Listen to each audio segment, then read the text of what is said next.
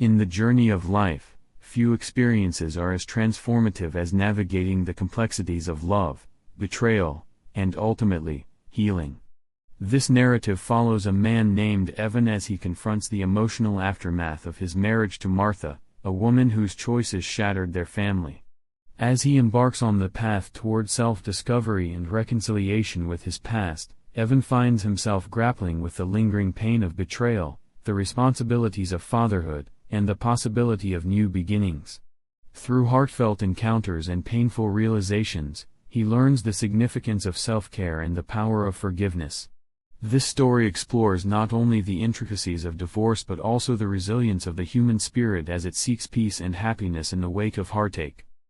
This is the story of a husband whose unwavering trust in his wife was shattered by betrayal, leading to the collapse of their 24-year marriage and a once joyful family life. Join me as we delve into the details of this painful journey. My trip wasn't shaping up the way I had hoped. I was scheduled to be in Minneapolis for a convention on Thursday and Friday. In the past, my wife, Martha, would take time off work to ensure I had good memories to carry with me while I was away. This time, however, she simply kissed me goodbye as she headed out to work. My name is Ivan D. Badge Whitson, or the Badger for short. I'm 49 years old and have been married to Martha for the last 24 years. We have 2 children, Ross, who is 22, and Amelia, who is 20. Around 3 p.m., I wrapped up my workday and drove to the airport, determined to avoid the stress of missing my flight. My departure was set for 6 p.m., and I always preferred to arrive early. This time, things went smoothly. I spent an hour waiting for my boarding call. However, that sense of relief was short-lived. A snowstorm was hitting Minnesota, causing significant delays. After waiting for 45 minutes, we finally boarded the plane, only to discover that half an hour into our flight, the plane was banking left. At first, I thought it was just a heading correction, but soon the pilot announced that landing in Minneapolis was impossible due to the storm. We were turning around. Back at the airport, I rushed to the airline counter to reschedule my flight for the next morning. I managed to snag one of the last available seats. I knew I would be late for the convention, but at least I would make it. After confirming my new flight, I called my contact in Minneapolis to let him know about the delay, and I left a voicemail for my boss. Next, I attempted to call Martha, but she didn't pick up. It was a bit after 8 p.m., and the house was dark. Martha's car wasn't in the driveway. I figured she must have decided to work late or maybe go out for dinner since our youngest was away at college. The house felt emptier than usual. I left my luggage in the car and walked inside. I was surprised to hear voices coming from the living room. Upon investigation, I realized the TV had been left on. This meant Martha had come home after work, and I was certain the TV was off when I left for the day. I turned it off and searched the house for her, but there was no sign of her. I called her again. After a few rings, she picked up. "Hi, honey," Martha said, recognizing my number. "Hi, sweetheart. Where are you?" I asked, a familiar question that I had often posed in our marriage. I asked not out of suspicion but simply to know where she was. "Where else, dum-dum?" "At home, watching my soaps," she replied, her words hitting me like a bucket of cold water. "And you? How was your flight?" My mind went blank. After the exhausting delays, all I wanted was to be with my wife, to rest and cuddle for a few hours. Those were such simple expectations. Despite the flight chaos, I had felt lucky to be home, looking forward to unexpected bonus hours with Martha. But instead of returning to the warmth of my wife after 24 years, I was facing a web of lies. My silence must have stretched uncomfortably long because Martha asked, "Honey, are you still there?" "Yeah, sorry. We landed in O'Hare, and I have to go," I replied, abruptly hanging up. Almost immediately, my phone started ringing again, but I didn't answer. I needed time to process everything. Sitting alone on the couch, I felt numb. Why would Martha lie to me? Maybe she was planning a surprise. I recalled the time I had to tell her little white lies while organizing a cruise for our 20th anniversary, involving her boss and her parents for a month. It had all culminated in a magical weekend getaway in Miami, where I surprised her with cruise tickets. But now, I was struggling to find a special occasion in the coming months. My birthday was 10 months away, and our 25th wedding anniversary would be in the same timeframe. Yet, there was one thought I kept pushing aside. It felt wrong to even consider it. This couldn't be happening to us. I knew Amelia would have insight into any surprise plans, so I turned my phone back on and quickly dialed her number. "Hey, Daddy. How are you?" Amelia greeted me, her voice bright and cheerful. "Hi, baby. What's up?" I asked, trying to keep my tone light. "Nothing much, just finished my homework and now watching TV," she said. "Have you spoken with Mom lately?" "Not really. Just our usual Sunday call. Do you know if she's planning anything for me? Any surprises?" "No, Daddy, nothing at all," she said, her voice losing its buoyancy. "Why do you ask?" "Well, she's been acting a bit strange, and I was hoping she might be hiding something nice for my 50th birthday, I replied, trying to sound hopeful. "Not that I know of, Daddy. Didn't we just celebrate your birthday last month?" "Yeah, you're right. Forget I asked. Good night, baby." "Good night, Daddy," she said, but I could hear the concern in her voice. So, that wasn't it. Why would Martha lie to me? Maybe it was about a potential promotion. That could explain her long hours at work, but why would she feel the need to hide it? She knew I wanted her to cut back her hours so we could spend more time together. This was a conversation we had often, and she understood how much I valued our time as a family. The more I thought about it, the more uneasy I became. It felt like the foundation of our life together was shifting beneath my feet. I had trusted Martha completely, but now I was left grappling with doubts that I never imagined would surface in our marriage. What had happened to the deep connection we once shared? As I sat in that dark living room, surrounded by the echoes of what once was, I realized I had to confront the truth. Whatever was going on, I needed to uncover it, for the sake of our family and for my own peace of mind. I had to find a way to navigate this unexpected storm, not just for myself but for the love we had built over the years. This was just the beginning of a journey that would test the very fabric of our relationship and ultimately redefine what trust truly meant. This is the story of a man named Ivan, who placed immense trust in his wife, Martha. Their marriage, built on a foundation of love and shared experiences over 24 years, faced a devastating betrayal that unraveled the very fabric of their joyful family life. As Ivan prepared for a business trip to Minneapolis for a convention, he couldn't shake off the feeling that things were different this time. In the early days of their marriage, Martha would often take time off work to ensure that he had good memories to carry with him during his travels. This time, however, all he received was a brief kiss goodbye as she headed off to her own commitments. "I'm Ivan the Badge Whitson, but my friends call me the Badger," he introduced himself to the reader, a slight smirk on his face. At 49 years old, he had devoted the last 24 years to Martha and their two children, Ross, 22, and Amelia, 20. He left work at 3 p.m. to catch his 6 p.m. flight, an active habit to avoid any last-minute panic. With everything going smoothly at the airport, Ivan settled in for what he hoped would be a straightforward journey. But fate had other plans. A snowstorm was brewing, causing delays that would ultimately turn his travel plans upside down. After waiting for what felt like an eternity, the pilot announced that due to the inclement weather, landing in Minneapolis was impossible. They were turning back. Back at the airport, Ivan rushed to the counter to reschedule for the next morning, grateful to snag one of the last available seats. He notified his contact in Minneapolis about the delay, and left a voicemail for his boss, but when he tried to call Martha, he was met with silence. The house was dark when he arrived home, and Martha's car was absent from the driveway. Maybe she's working late or out with friends, he thought, shrugging off the unease creeping into his mind. But as he entered the house, the faint sound of voices drew him to the living room, only to find the television flickering on its own. He called Martha, and when she answered, her casual tone caught him off guard. "Where are you?"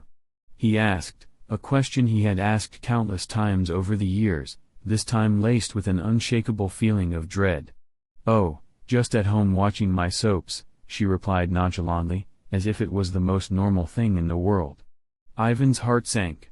He had envisioned an evening spent with Martha, basking in the comfort of each other's company after the stress of travel. Instead, he was met with a web of deception. Why would she lie to me? He pondered, his mind racing. It didn't make sense. His silence stretched, and he could hear Martha's voice cut through the tension. "Honey, are you still there?" The betrayal felt like a punch to the gut. "Yeah, sorry, we landed in O'Hare," he muttered, cutting the call short. The moment he hung up, panic surged through him like a tidal wave. He needed answers. Sitting alone in the dimly lit living room, Ivan's mind began to whirl. He thought back to when he had planned a surprise trip for their 20th wedding anniversary, a time filled with excitement and anticipation. He had orchestrated elaborate lies to keep the surprise under wraps, enlisting the help of Martha's boss and her parents. That had been a joyous occasion, but now, could it be that Martha was planning something far more sinister? Desperate for clarity, he reached out to their daughter Amelia, hoping she might shed some light. "Hey, Dad. Just finishing up some homework," she said, her cheerful tone a stark contrast to Ivan's turmoil. "Have you talked to Mom lately?" he asked, trying to keep his voice steady. Amelia's response was innocent yet devastating. "No, Daddy, nothing special." "Why? Is something up?" With each passing moment, Ivan's apprehension grew. He couldn't shake the feeling that something was off. Maybe she's just focused on work, he thought, yet his instincts warned him otherwise. Just a few months earlier, Ivan had turned down a promotion at his company, opting to prioritize family time over career advancement. Now, Martha seemed to be doing the opposite, pushing herself to climb the corporate ladder at T-Bolt Advertising. He dialed Martha's office number, hoping to hear her voice. Instead, Jake Turnbull, a colleague of hers, answered. "Hey, Jake, it's Ivan," he said, trying to sound casual. But the unexpected conversation revealed more than he had bargained for. "Martha's not at work tonight, Ivan. She's off for the rest of the week." Ivan felt a chill run down his spine. Where could she be? A thought he had desperately tried to suppress crept into his mind. Could she be with someone else? The idea felt ludicrous at first, but Ivan couldn't shake the feeling of betrayal. He recalled the times Martha had laughed and flirted with her sister, Nadia, and Nadia's ex-husband Mike. The closeness they once shared had faded over time, but could there have been something deeper behind those connections? Back when they were a tight-knit family, they would spend weekends together, but a past encounter replayed in his mind, the day he returned home with a debilitating headache. While resting on the couch, he overheard a conversation that made his blood run cold, Martha and Nadia chatting about an attractive grocery store manager. The implications of their words lingered in the air long after they left. Now, faced with the prospect of confronting betrayal, Ivan felt lost. He had always believed in facing the truth head-on, but how could he navigate the uncertain waters of his marriage? That night, as he and Martha prepared for bed, he seized the opportunity to share his dilemma. "Honey, I overheard something today. Someone close to us is cheating. What should I do?" he began, watching her expression carefully. Martha's reaction was swift and fierce. "I'll tell Nadia right away. She deserves to know." Ivan grabbed the phone from her hand, panic coursing through him. "Wait. Let me handle this," he pleaded, feeling the weight of responsibility heavy on his shoulders. But deep down, he knew that confronting this truth could shatter their world. As the night stretched on, Ivan was left grappling with the reality of his situation. The trust he had placed in Martha was now a fragile thing, hanging by a thread. Little did he know, The coming days would force him to confront the truth he had feared most, a truth that would not only test his love for Martha but would also challenge the very essence of their life together. "Is that really the right thing to do?" she asked, uncertainty lacing her voice. "You bet it is. I hope she kicks the bastard out of the house," I replied. Martha turned to me, her expression serious. "And we won't let him stay here. He can find somewhere else to go. I don't want a cheater under our roof." Just then, my phone buzzed. It was Mike. "Hey, it's your favorite brother-in-law," he said, his tone serious. "Sorry to call this late, but I've got some bad news for you." "Favorite brother-in-law? You're my only one," I quipped, sensing the gravity in his voice. "What's going on?" "I overheard a conversation today, and it's world-shattering news. Your wife. Well, she's not being faithful," Mike said, his voice dropping to a whisper. "It happened yesterday, and it's not the first time." Silence hung heavily between us. "Are you sure you're talking about Nadia?" I asked, feeling a knot tighten in my stomach. "Yeah," he replied. "I heard it straight from the horse's mouth. Bragging is more like it than confessing. There was no remorse, just a casual conversation like it was a game of hide and seek." "I can't believe it," I finally said, struggling to process what he had just told me. "I'm really sorry to be the one to tell you this.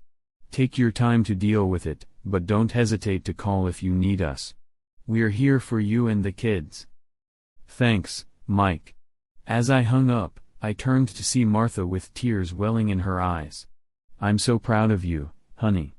It takes a lot of courage to be the bearer of such bad news," she said softly. "Can you please hold me? I feel so lost and scared." I wrapped my arms around her and rocked her gently. After a moment, I asked, "Do you think they'll go to therapy?" "I doubt it'll do any good," she murmured sleepily. "Once a cheater, always a cheater." "You're right," I replied, drifting toward sleep. But just then, the phone rang again, pulling me back into reality. "Yeah, hello?" I answered, trying to stifle a yawn and keep my voice low to avoid waking Martha. "Son of a, what did you tell Mike?" Nadia's voice was furious. "Just the truth," I replied, glancing at Martha, who was slowly waking up.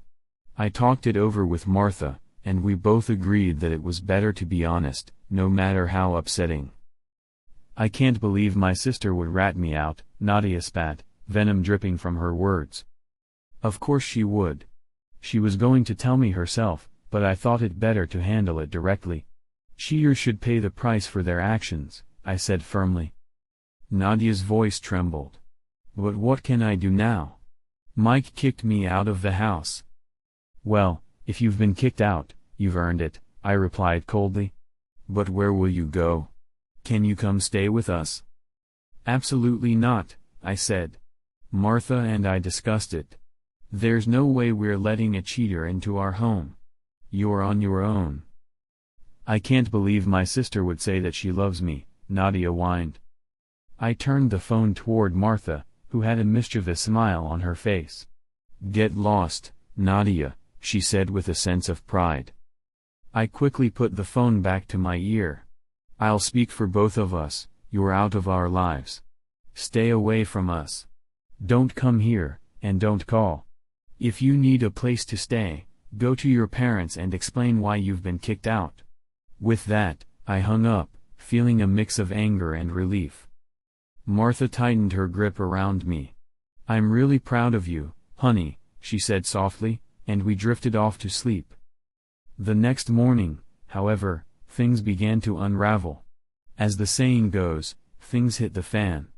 Luckily, the kids were still asleep when Martha's phone rang. I could hear her dad yelling from the other end. Martha's expression shifted from calm to pale, her eyes welling with tears as she hung up. "What did you do?" she asked, panic in her voice. "What did we do?" I replied, trying to remain calm. "I asked for advice and told Mike about the cheating. It was your idea to sever ties with her, and I agreed completely."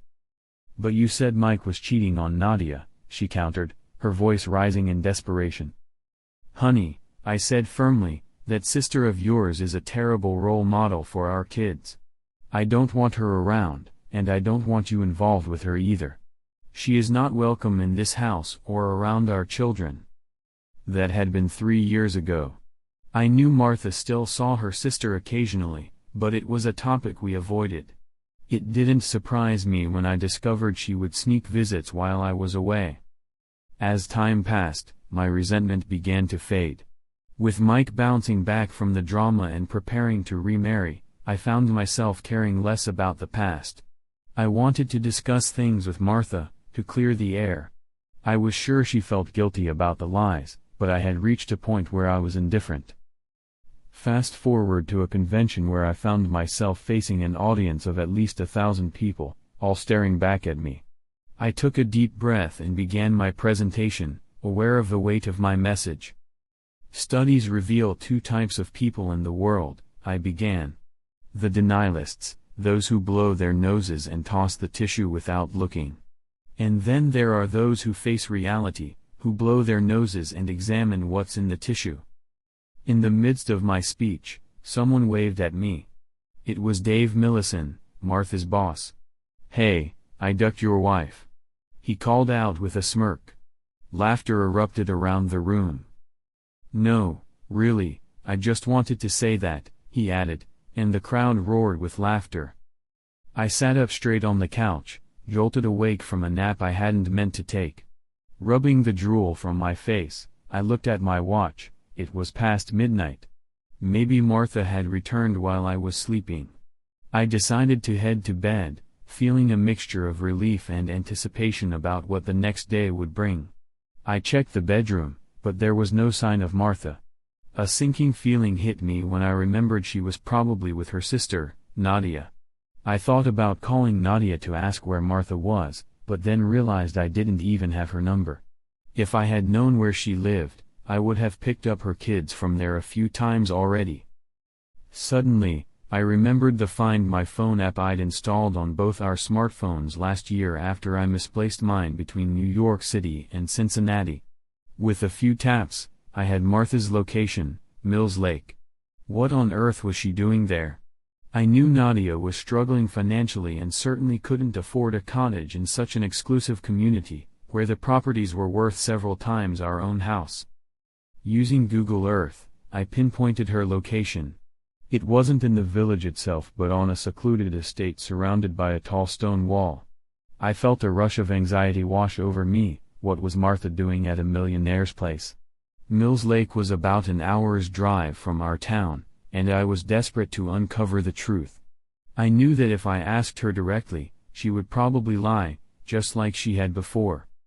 As I drove, I couldn't help but berate myself for not taking my suspicions seriously from the start. I should have checked her GPS location immediately instead of finding excuses for her lies. When I arrived at Mills Lake, uncertainty washed over me. I wasn't sure what I was expecting or what I wanted to do. All I hoped for was a simple explanation. I drove toward the estate where Martha was located, only to find a massive gate blocking the entrance. There was no way I was going to drive up and buzz the house, asking for my wife. I scanned the area. A parked car along the road would draw unwanted attention from locals or security.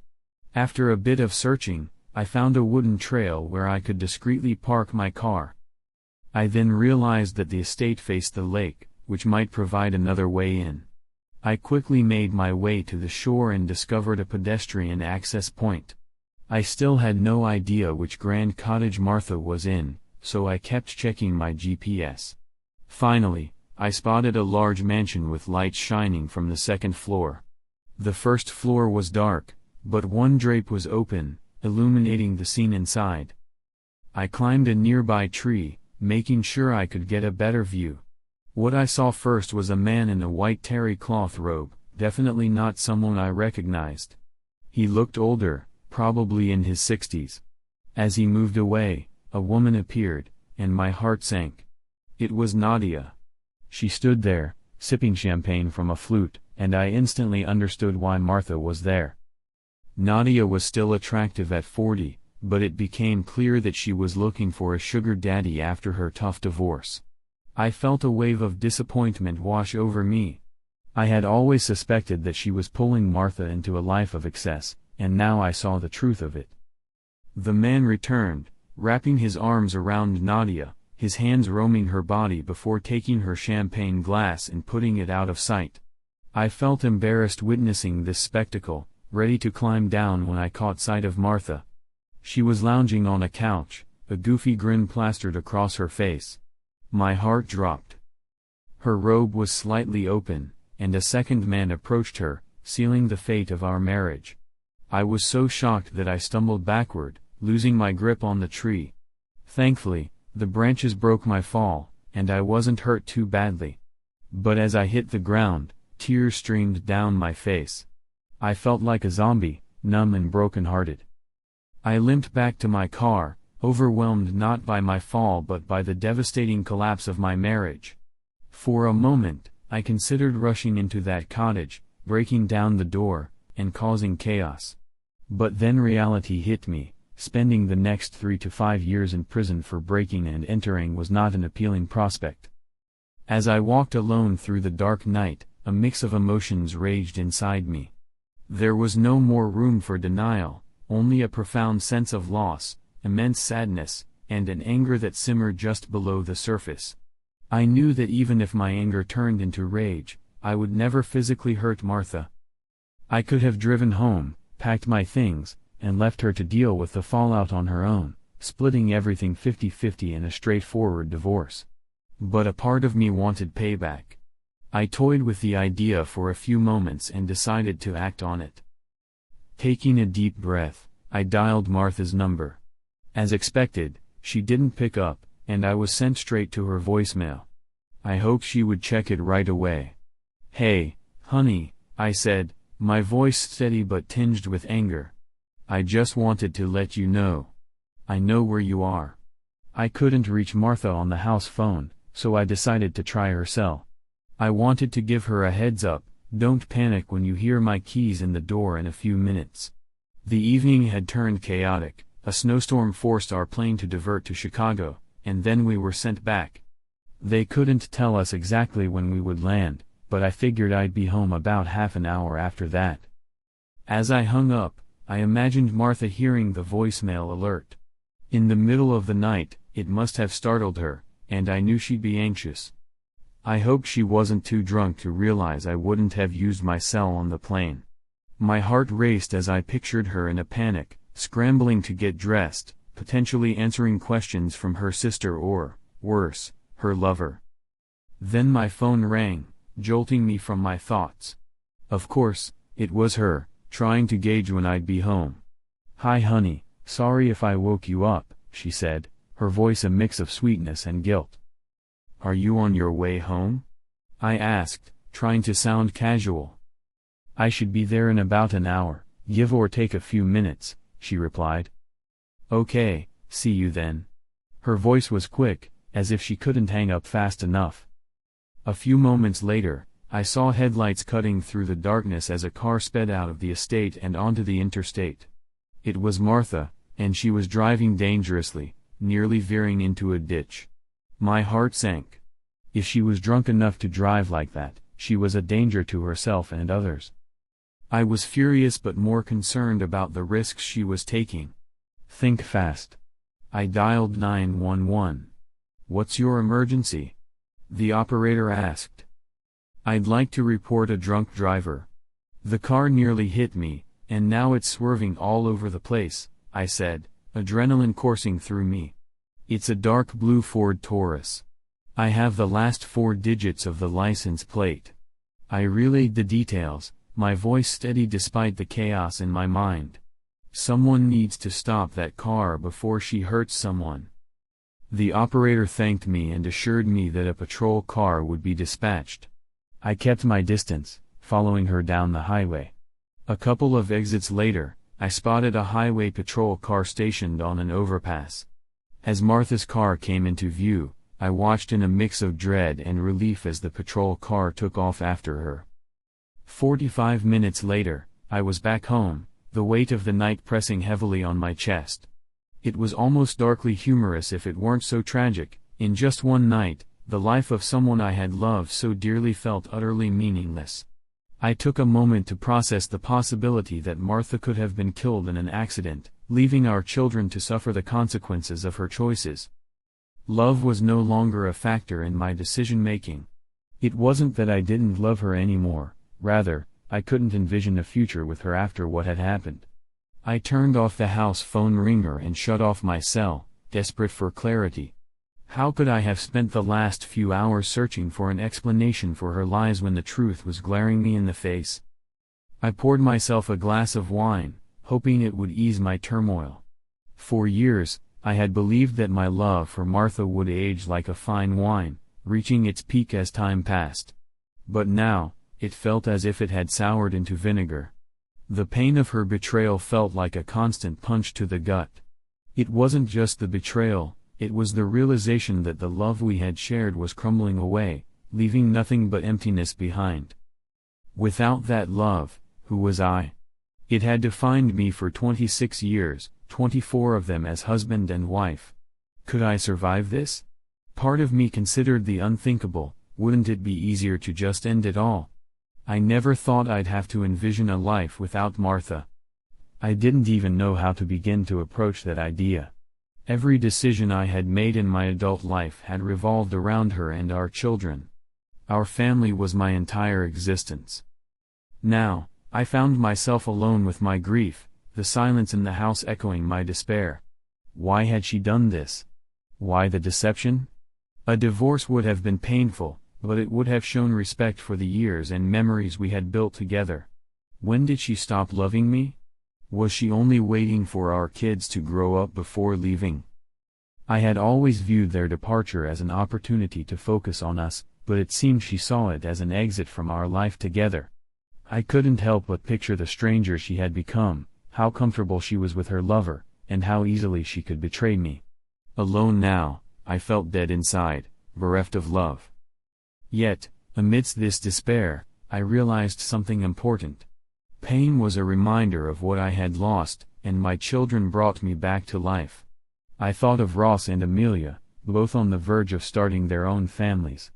They were my lifeline, my reason to keep moving forward. I had to distance myself from this grief before it consumed me completely. I took a deep breath, trying to gather my thoughts.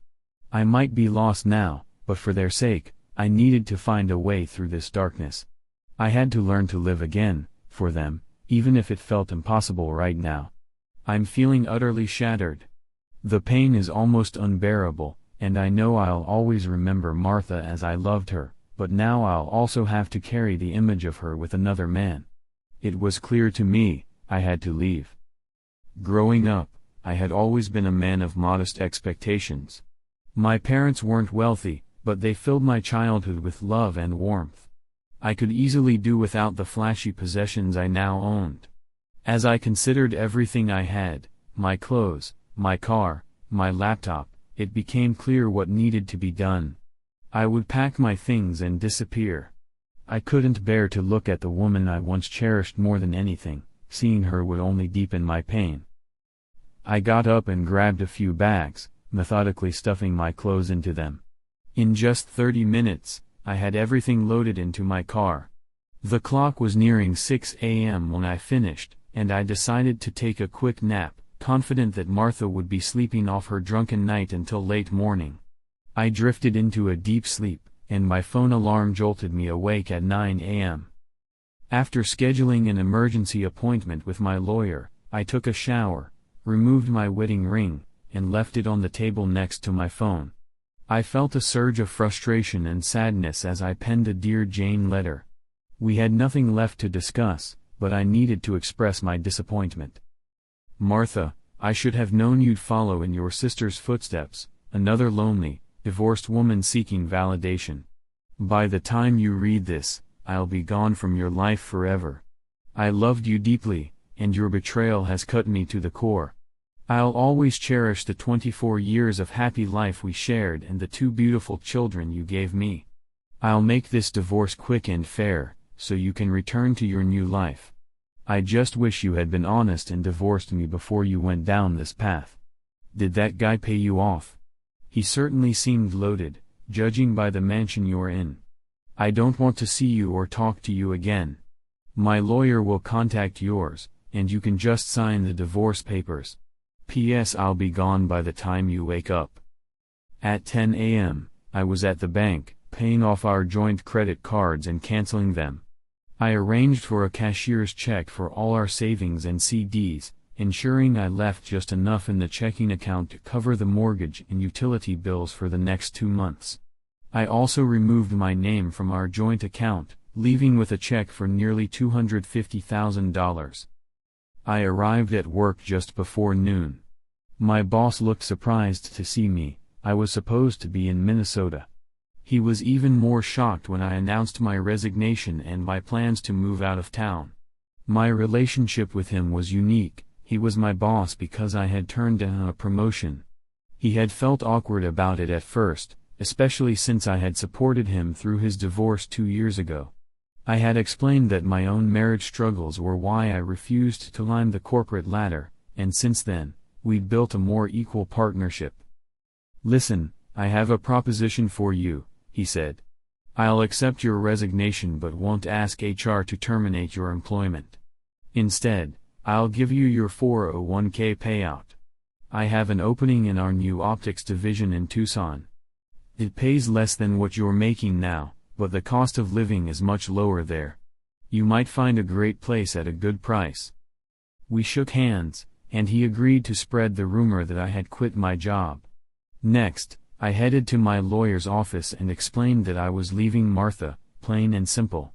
He was to serve her with divorce papers and give her power of attorney so she could sell the house, which would provide her with her share of our assets. Although my attorney suggested counseling, he quickly understood that I was leaving town, out of state, and out of a marriage by midnight. By the end of the afternoon, I was on the road. Exhausted, I stopped at a rundown motel around 8 p.m. But hey, what can you expect for a $60 a night stay? All I needed was a roof over my head. I dialed Ross's number on a burner phone I had bought earlier. "Hello?" "Hi Ross, it's Dad," I said, trying to sound upbeat. "What's your new phone number?" he asked. "Just save this one, it's my new number. Have you heard from your mom today?" "No." "Why?" "I need to be direct with you, Ross. I caught your mom cheating yesterday." "Oh, Dad, not her too. What are you going to do about it?" "It's already done, Ross.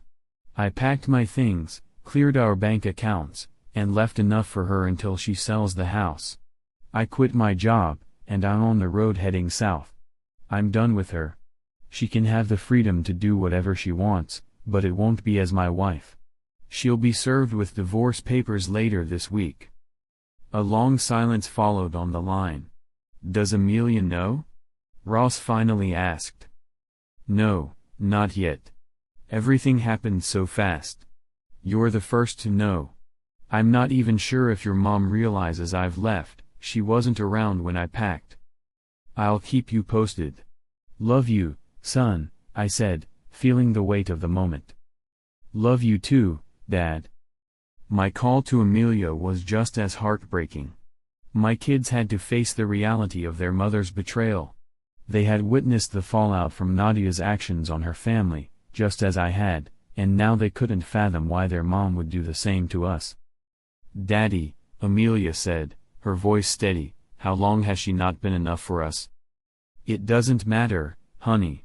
I just wish she had been honest and divorced me before cheating. Now, it doesn't matter how long or why. All that matters is that I loved her and trusted her completely.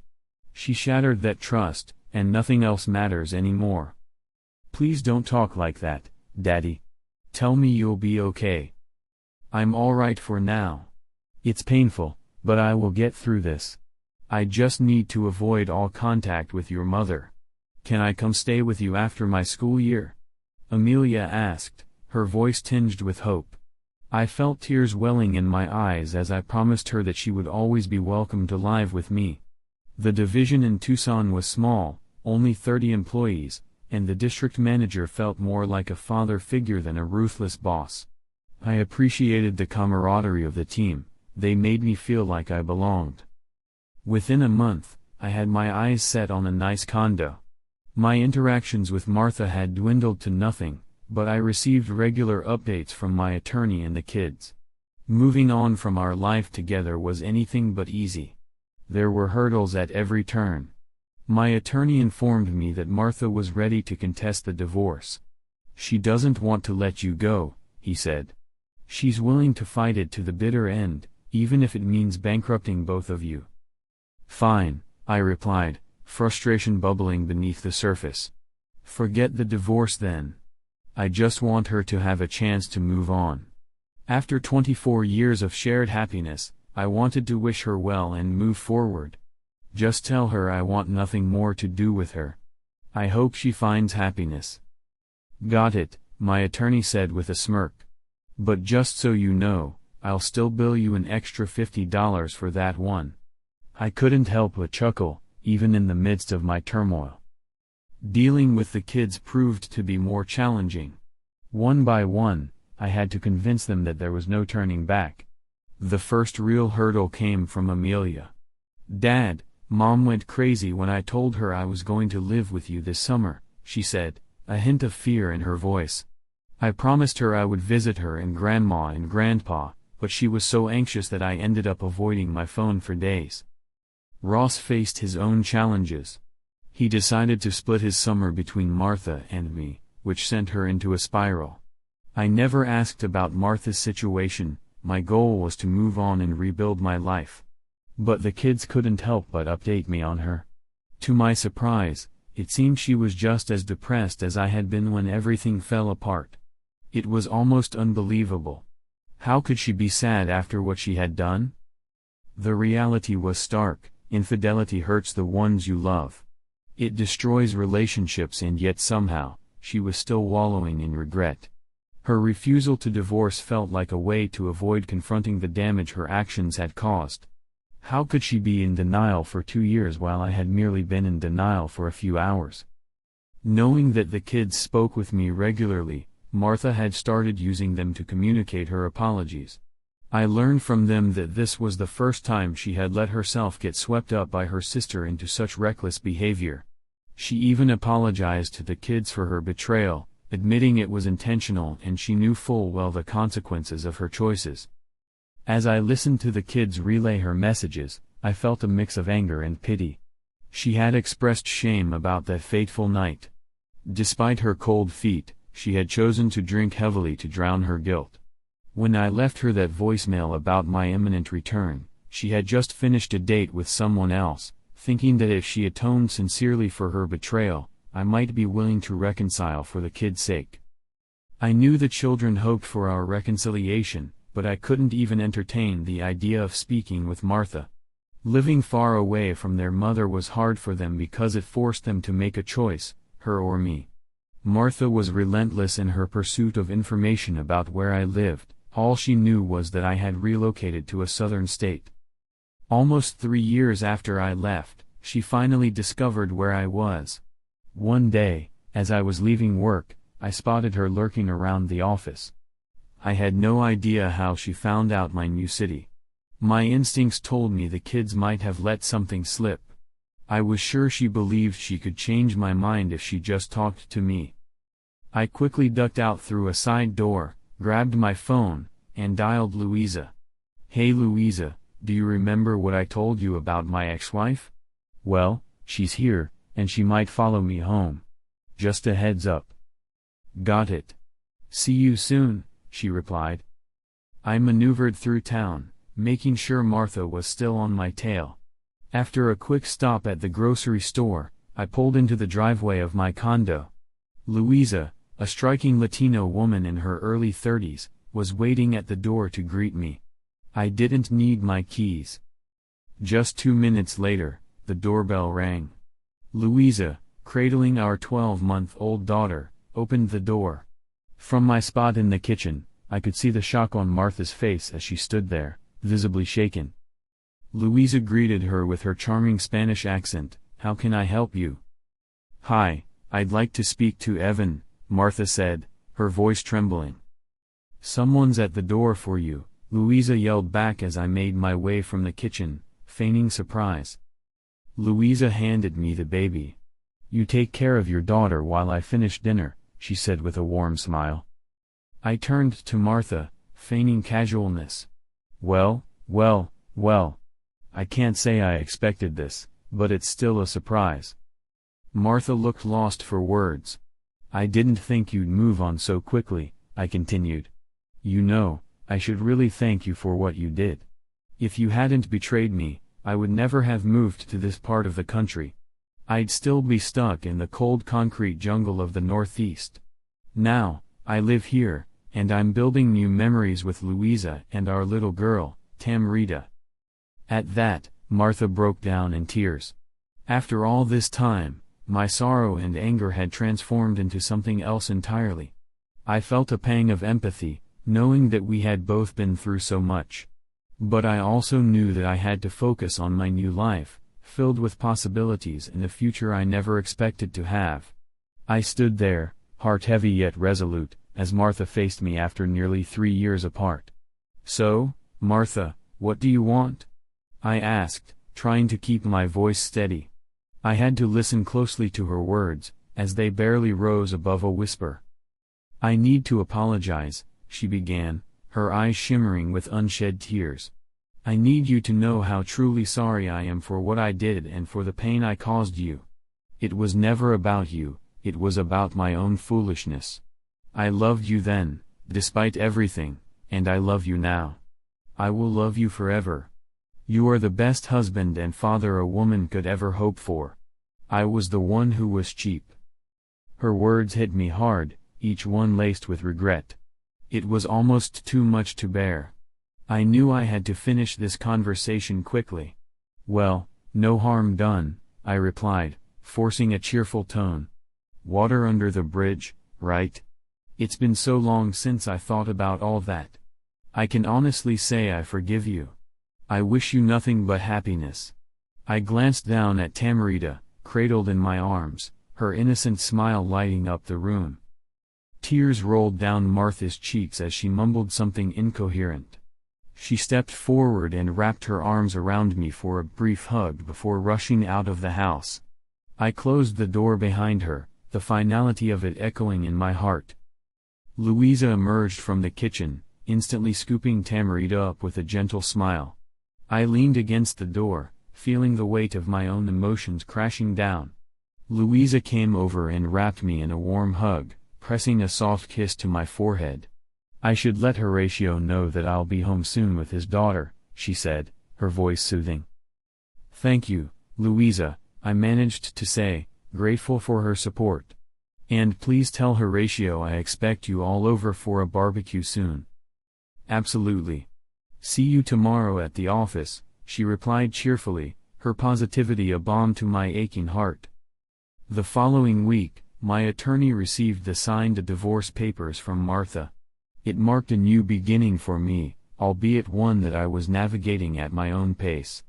I had a few female friends, close with one, but nothing serious yet. I felt like I was finally starting to heal from the trauma of my past. I noticed that I was becoming less skittish whenever a woman entered my orbit. I knew I should give Louisa the green light to set me up with someone new, and I was starting to consider it. Yet, after that encounter with Martha, I found myself second-guessing my feelings. It wasn't about leaving her anymore. I always thought we had nothing more to discuss. I believed she knew exactly what I thought about infidelity and how to cope with it. But hearing her apology made me wonder if I should have confronted her back then, even though I despised confrontation. Looking back, I realized it was probably better that I chose to disappear when I did. I loved her so deeply that if I had confronted her, I might have believed her remorse and accepted her apologies, leading me to a life filled with mistrust. Now, 3 years after her betrayal, her apologies seemed to provide the closure I had longed for. I could finally let go of my pain and start anew. I might even tell her someday that I don't have a second daughter after all, but then again, I wasn't sure it was worth it. I didn't owe her anything anymore. This journey highlights the complexities of divorce and the possibility of new beginnings after betrayal. It underscores the importance of self-care and making choices that prioritize one's own happiness. Ultimately, I found peace with my past, freeing myself from resentment and disappointment, ready to embark on a new chapter in my life.